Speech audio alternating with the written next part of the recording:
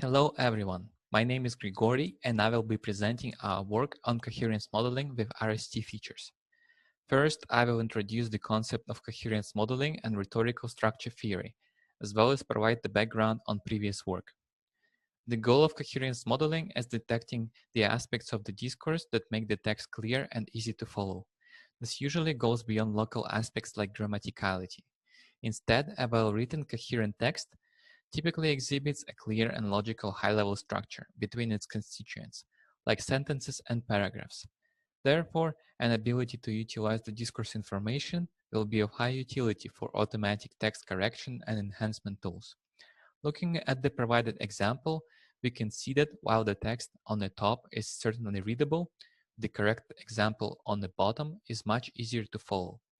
One reason might be their organization.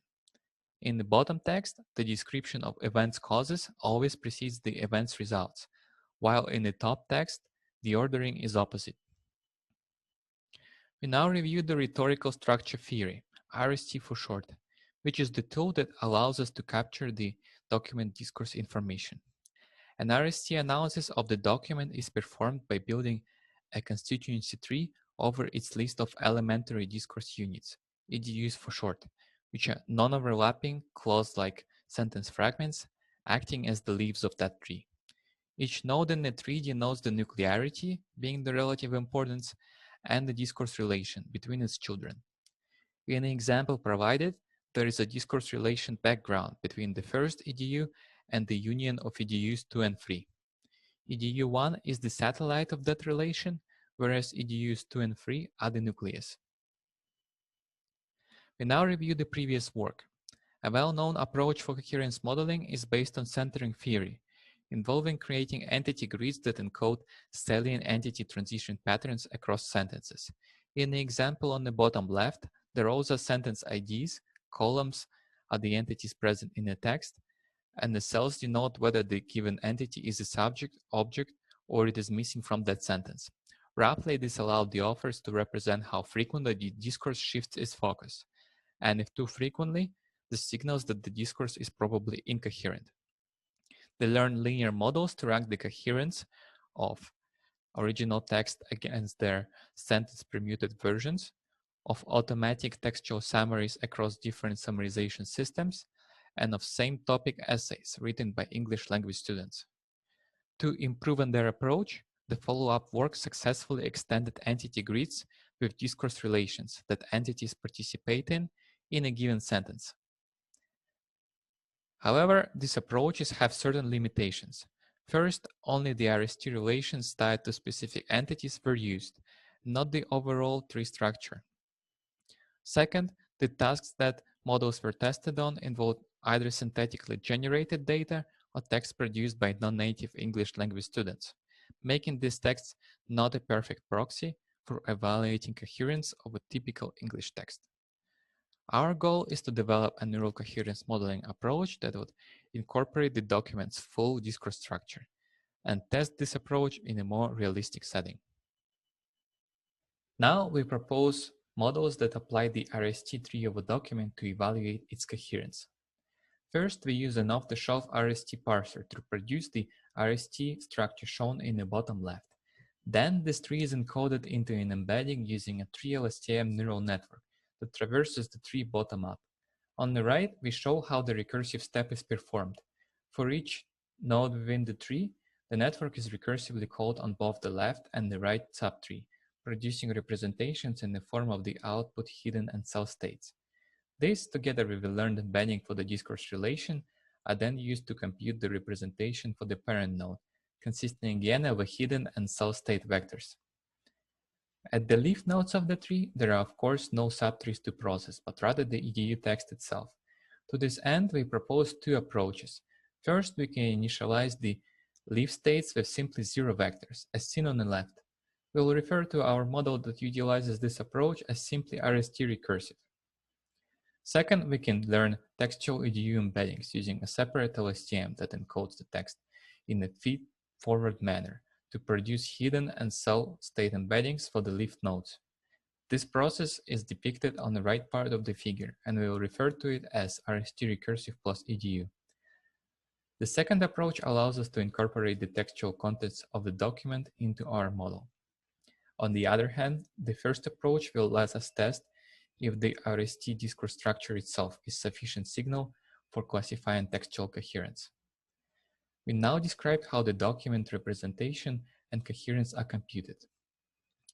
Once the tree is traversed up completely, a document embedding is generated by concatenating the outputs of the left traversal and the right traversal of the children of the root node. This vector embedding is processed by a fully connected layer which produces logits for the softmax classifier that assigns probabilities to each class of the coherence, which will be described in the next section. Lastly, we also considered the previous state-of-the-art method, namely parsec. Parsec uses free LSTMs to encode coherence at the sentence, paragraph, and document levels, where the last, paragraph LSTM, operates on a sequence of documents paragraph embeddings to generate the document representation. This document embedding is similarly passed to linear and softmax layers for classification.